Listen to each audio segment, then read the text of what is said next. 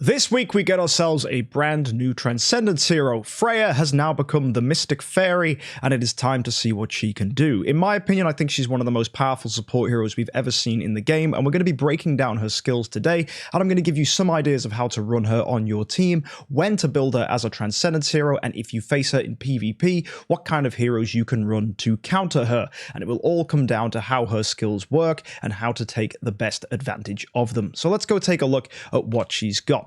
First things first, we're going to take a look at the passives. So straight up, her basic attack deals 600% of damage to 3 random enemies, and additionally is going to poison them if they have magic pollen. Now, magic pollen, or I think it's got different names, mirage pollen. I don't know if these are two different things, but if they are under the effect of magic pollen, as it's called, she will deal extra damage as well for 2 rounds. In addition, as part of this basic attack, she's going to restore herself with 15% of max HP, so she's got some good inbuilt sustain. Now, once that's upgraded, that becomes 800% of attack damage for 3 enemies, and also 560% for the damage over time. So that's pretty solid. It's not a terrible basic attack, inbuilt healing, and the healing goes up as well by 5% to 20%. So not too terrible, although that's not what makes her busted. Let's carry on. We have here the Veiling Branches. When an ally releases a basic attack, so that's anyone on your team, or an active skill, so as long as they make their move, they will be given 10% all damage reduction and 10% attack, and that bonus will last for 3 rounds. This means Mystic Fairy Freya is doing exactly what heroes like Rogan or Seerwho do that makes them absolutely insanely powerful. Each round, there is just a circumstantial trigger that will happen that allows bonuses to be given to your heroes. In Rogan's case, he just has to be alive at the start of a round. But for Mystic Fairy, she needs your heroes to attack, so it's a little bit slower, but the bonuses you get are nutty. 10% all damage reduction for 3 rounds is going to stack to eventually a continuous 30% of all damage reduction. That is more than you get from a base level Golden Crown. Also, when a Golden Crown is upgraded to Splendid, it drops off each round by 10%. She is going to be replacing that 10%. And if you didn't know, an upgraded Splendid Golden Crown takes you up to the 75% all damage reduction threshold. So when you lose 10%, she's going to top you back up. She's going to top you back up constantly. For 3 rounds, you're going to be at max all damage reduction. It is nutty. Combine her with heroes with Golden Crown, and they're going to be nearly impossible to kill. Not to mention the fact that you're going to get 10% attack, which is going to stack as well, up to 30%, because it's for 3 rounds. So 3 rounds, lots of 10% is, of course, 30%, provided your heroes are continuing to attack. So there's the first way, which hopefully some of you have sussed out, that you can counter Mystic Fairy Freya. If you prevent an opponent from attacking, so turning them into a dove, CCing them in any way, heck, horrify, silence, just anything like that, that is going to be the way that you get around this ability. Obviously, that's a lot easier said than done, and if you're preventing opponents from attacking, you're already at a good advantage in the fight. But that is going to be a significant weakness for Freya that is worth considering. Moving on, we have the Pistol of Stars. Now, this is a terrifying ability that you need to get yourselves familiar with, but before we look at it, let's look at the active skill, because the active skill plays an important role with this final passive. First things first, the active skill, 1400% of attack damage to all enemies. That's whopping, it hits everybody, lovely stuff. It also grants 1 layer of Evolutionary Factor. Now that's an important ability which we will take a look at because it comes into play in the final passive. She will then also inflict Mirage Pollen to 2 random enemies that do not have it. And in addition, enemies that do have Mirage Pollen will then get 1000% of attack damage whacked onto them that will last for 2 rounds. So that is a damage over time. So that's a beautiful poison that's being put out there. And in addition, she's going to remove 2 attribute buffs that they have. So if there's a Rogan on the enemy team, or there's a Seerwho, she goes, nope, I'm going to remove that attack you gained, or I'm going to remove that crit damage you were given. She can take away the bonuses, which is a really, really nice ability.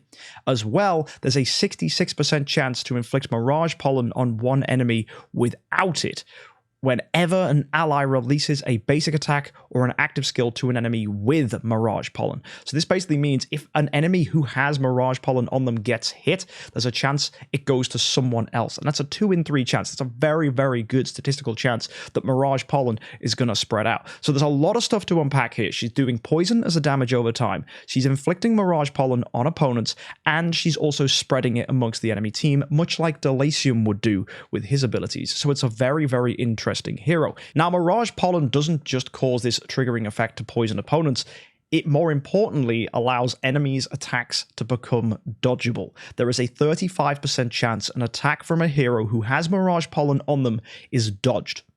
That's insane. That's allowing your entire team to dodge the opponent's attacks. Never before have we seen a hero that gives dodge to a team. So just take it in for a second. You're gaining all damage reduction whenever you do an attack, and you can dodge. Freya is adding to the survivability of teams in a way we have never seen before. She is basically better than any artifact that you could give to a hero because she's doing more than all those artifacts can do.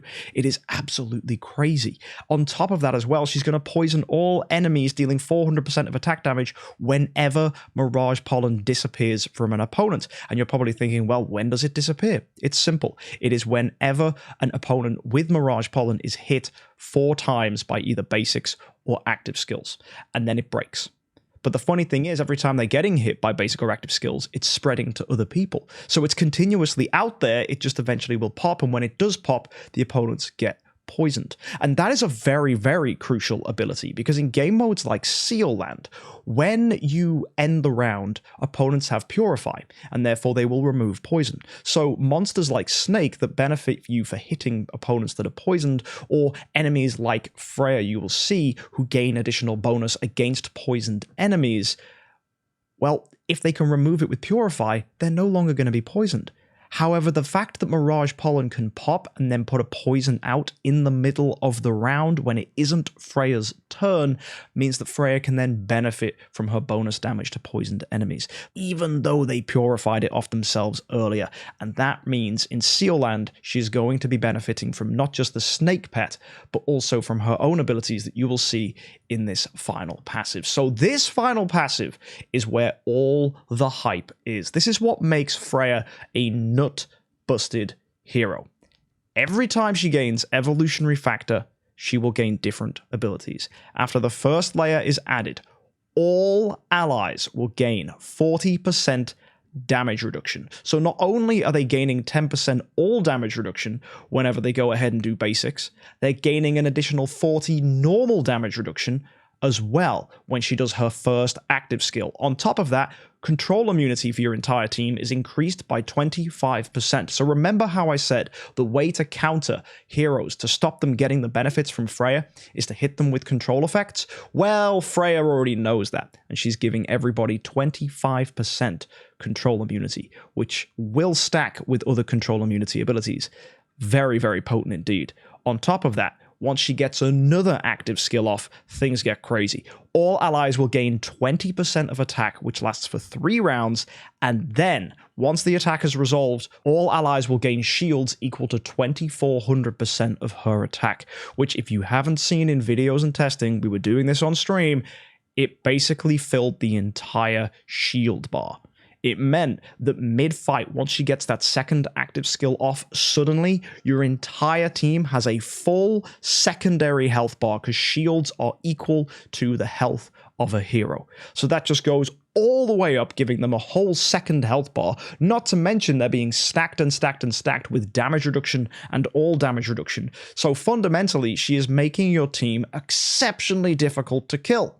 That means strategies where you are using Golden Crown no longer have to rely on something like a Golden Crown. You could run an energy feed team with Demon Bells, which has been traditionally very squishy in certain game modes, and suddenly be able to pop off and have loads of survivability because your entire team is being given a full bar of shields halfway through the fight and is walking around with 40% damage reduction and 30% all damage reduction because Freya is nutty.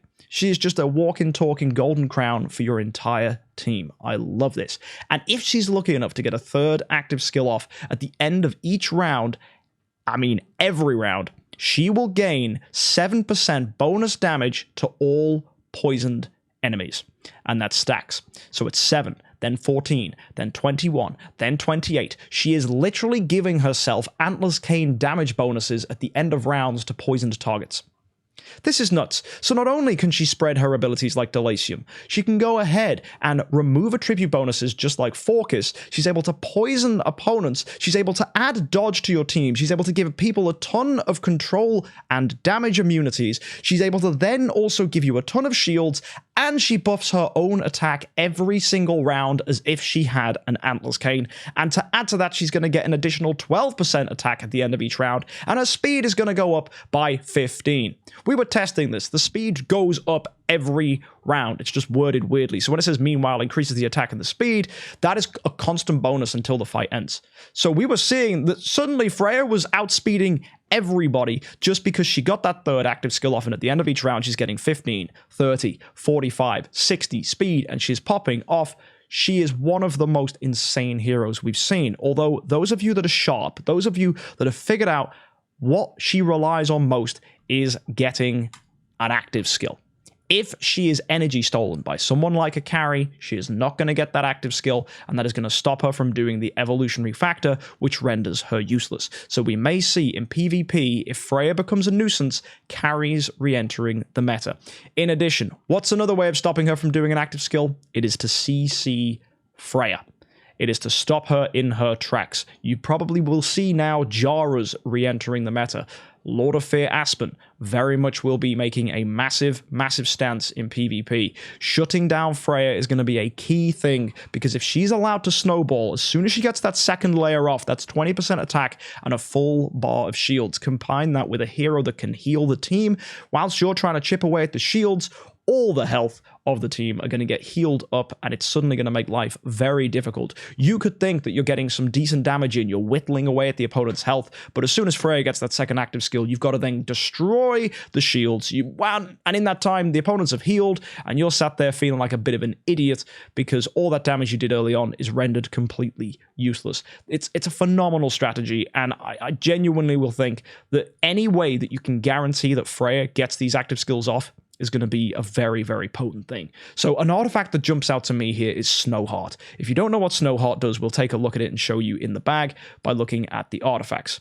Snowheart, quite simply, allows you to gain control immunity and an active skill round 1. That on its own is fantastic. If you ran a Snowheart Freya, she's got great control immunity, gets an active skill, gives herself some more control immunity on top of that. You can run her with a control immunity imprint, and suddenly she's walking around with over 70% control immunity. Lovely stuff. Add to that a Ignis next to her with a Snowheart. You then have a very control immune Ignis who can do active skills and provide Freya with energy.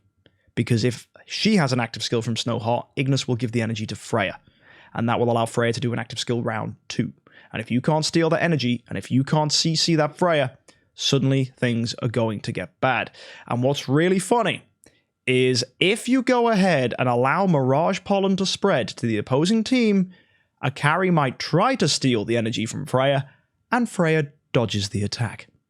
Isn't it stupid? The answer, yes. And that is just simply by using an Ignis alongside of Freya. If you have a ton of Demon Bells, you can run an energy feed team and give Freya an active skill every single round. And that will allow her to pop off as well. Any way that you can ensure that Freya gets multiple active skills, the sooner they go off and the sooner you get the bonuses of the evolutionary stuff, you are going to pop off, because each of these layers are so, so strong.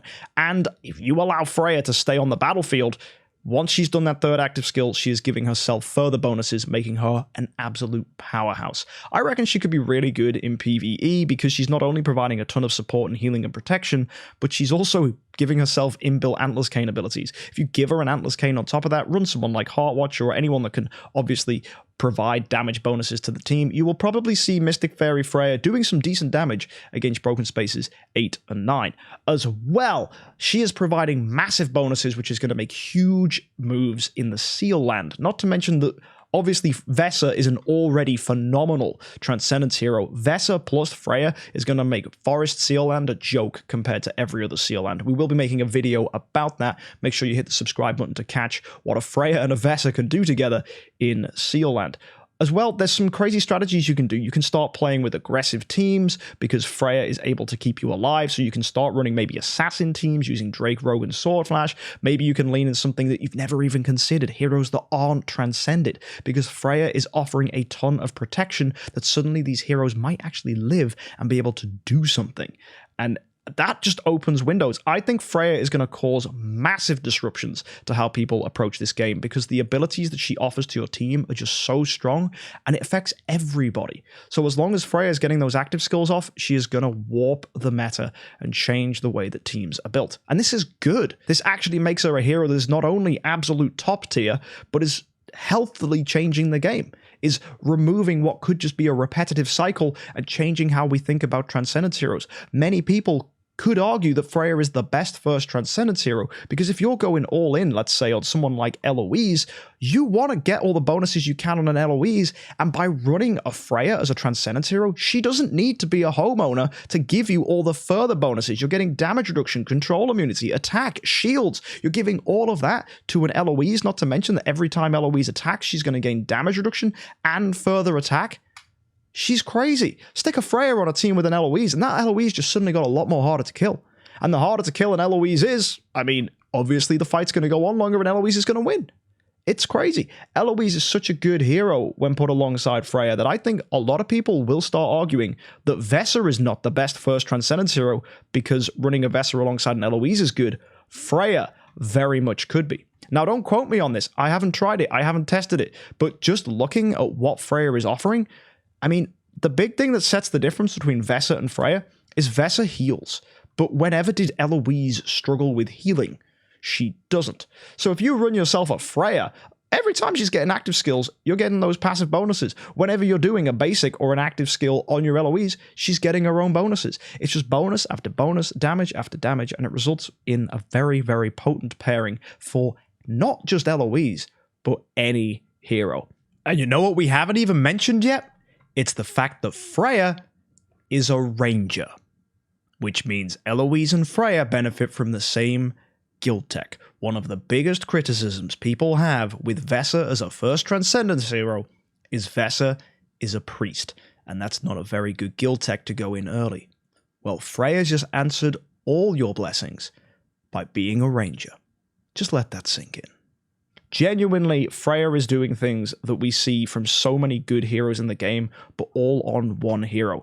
Buffing the team, providing you with protection, and doing things that arguably you go out of your way to get artifacts to do just makes Freya a bonkers hero. I strongly encourage you to get her if you can. I think she's going to be a meta changer, and I think it's going to change how we've actually solved many game modes. I think she's going to do things in the Void Vortex. She's definitely going to help break the Realms Gate, and who knows what she's going to offer for Star Expedition.